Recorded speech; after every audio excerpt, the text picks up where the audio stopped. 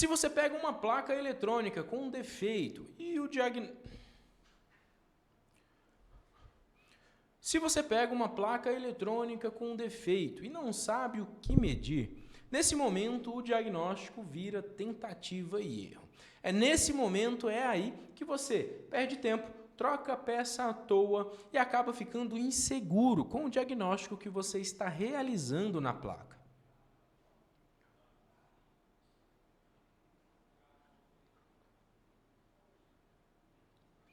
Então hoje eu quero te mostrar quais são as principais medições que você precisa realizar e que todo técnico que esteja começando agora precisa fazer para diagnosticar qualquer placa de forma lógica, mesmo que esteja começando agora.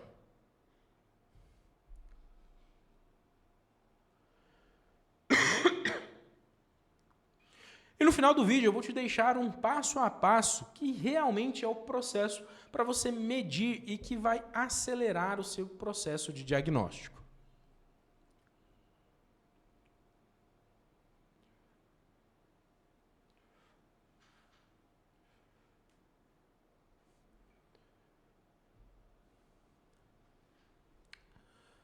Agora, antes de sair medindo qualquer componente na placa, guarda bem essas informações. Primeiro, medição sem critério só vai confundir a sua cabeça. Segundo, um bom diagnóstico começa com perguntas simples sobre o funcionamento da placa eletrônica. Primeiro, essa placa eletrônica recebe alimentação? Segundo, a alimentação chega até o circuito principal da nossa placa? Terceiro, o defeito é falta de tensão, curto na placa eletrônica ou defeito no circuito de controle.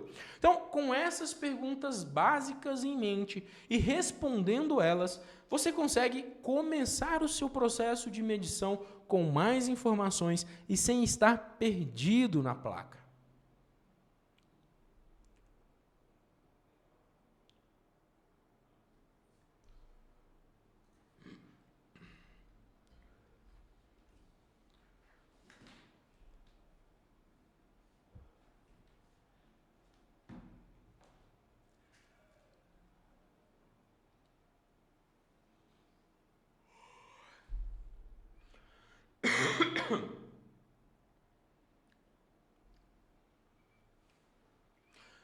Então vamos lá.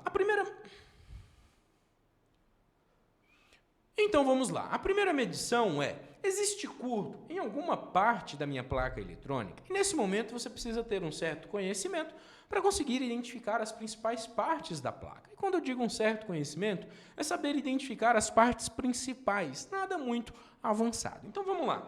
Quais são as partes principais dessa placa eletrônica, por exemplo, que poderia apresentar curto?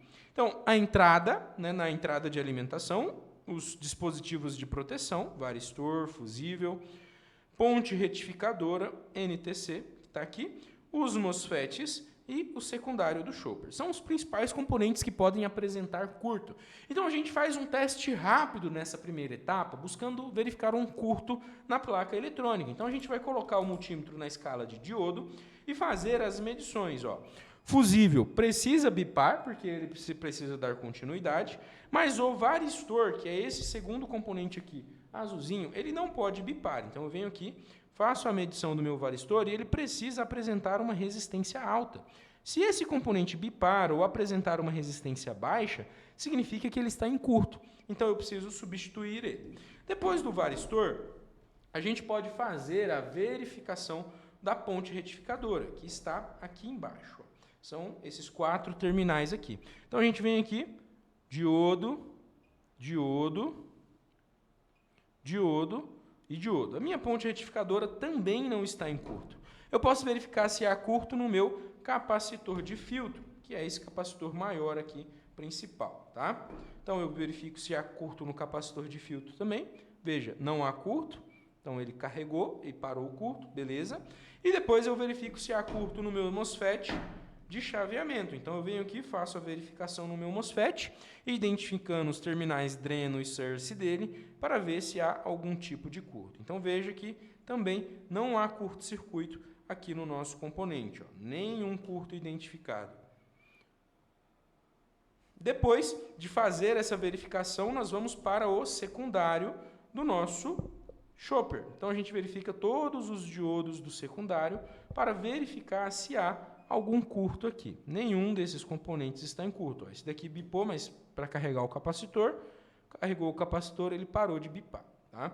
Então, nenhum aqui está em curto. Então, é a primeira etapa, a verificação se há curto-circuito em alguma parte da minha placa eletrônica. Feito esse processo, nós vamos para a segunda etapa.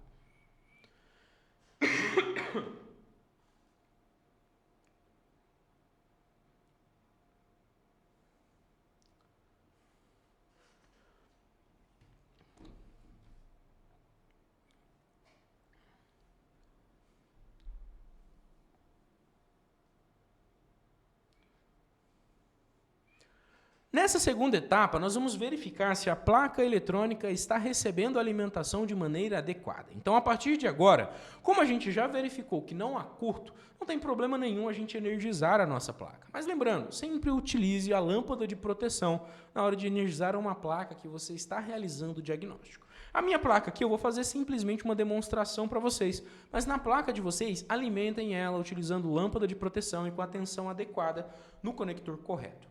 Então, você vai colocar na escala de tensão alternada, se a alimentação da placa for alternada, e medir os conectores de entrada. Você vai precisar identificar 127 ou 220 volts nesse ponto.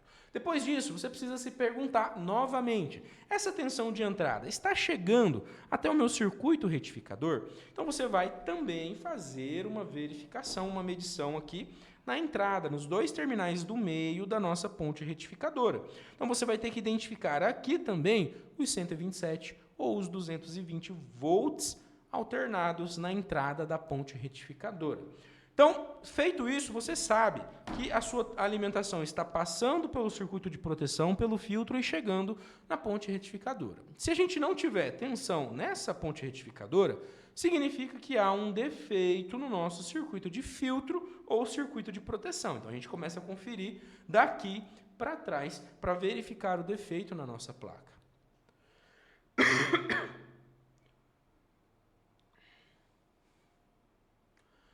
A terceira etapa de verificação que vocês podem executar é em circuitos reguladores ou em pontos estratégicos da placa. Nessa placa aqui, nós temos alguns pontos estratégicos, como, por exemplo, o capacitor de filtro.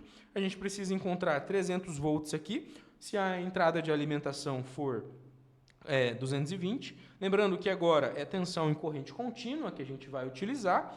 Então, a gente precisa ter 300 volts aqui, a gente precisa ter tensão no secundário do nosso chopper. E a gente pode identificar os reguladores de tensão da nossa placa eletrônica e verificar se esses reguladores estão recebendo tensão de entrada e se estão fornecendo a tensão de saída de maneira correta. Como assim, professor?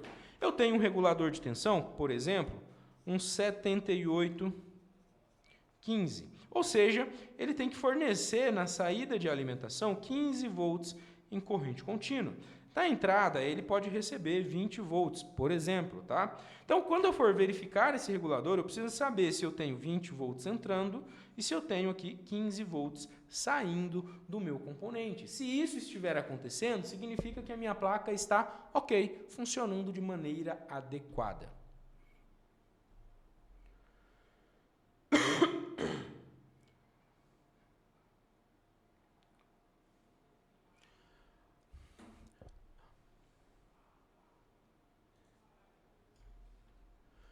Agora, se esse conteúdo está fazendo sentido para você, cara, deixa teu like e se inscreva no nosso canal, para o YouTube entender que é um conteúdo de valor e começar a distribuir esse material para mais pessoas e a gente poder ajudar um número maior de técnicos possível.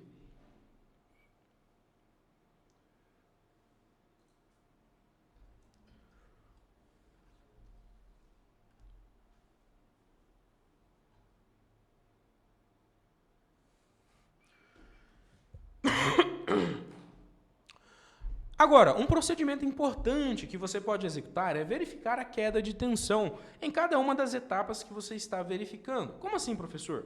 Se você mediu o circuito de retificação e não tem tensão, ou tem uma tensão muito baixa, você pode ter um problema no circuito de proteção, no filtro.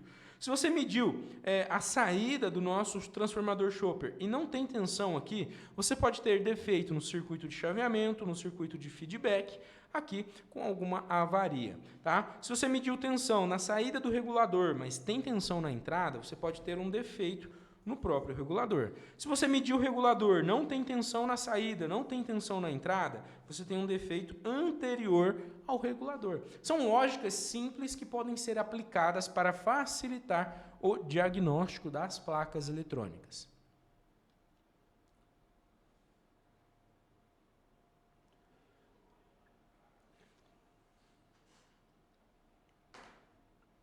Agora, outra medição que você pode executar, mas que agora nós já estamos entrando ali numa análise um pouco mais aprofundada, são os sinais de controle do nosso circuito. Então, se você, por exemplo, se a minha placa não está chaveando o transformador chopper, eu vou verificar quem é o CI que envia chaveamento para os drives fornecer alimentação para o chopper. Se a minha placa não está acionando um relé, por exemplo, quem é o componente que aciona a bobina do relé? Então eu vou verificar, vem de um microcontrolador, vem de um transistor, de onde vem esse sinal? Se a minha placa não está comunicando, eu vou verificar se há comunicação vindo lá do meu microcontrolador.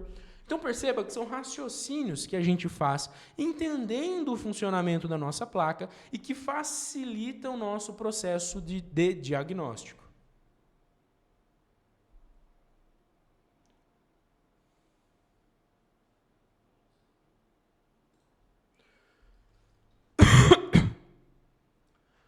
Agora vamos lá, quais são as etapas que vocês podem seguir aí no dia a dia de vocês para facilitar o diagnóstico? A primeira delas, curto na entrada, foi a primeira etapa que a gente executou aqui na placa eletrônica para verificar. Depois que a gente verificou se há curto, a gente vai verificar a alimentação na entrada, ver se tem alimentação e se ela está chegando até o ponto que ela precisa chegar. A terceira é verificar os reguladores de tensão, ver se eles estão recebendo alimentação e se eles estão fornecendo a alimentação adequada para o circuito. Quarta etapa, verificar o caminho da tensão, verificar se não há queda de tensão em alguma etapa da minha placa, porque se eu identificar uma queda de tensão, ali pode estar o meu defeito. 5 pontos, 5 etapas, 5 passos, né? Aliás, é o controle, verificar os sinais de controle. Não ficar somente preso a essa análise mais superficial, mas entrar dentro da parte lógica da placa eletrônica para verificar o funcionamento dos sinais de controle.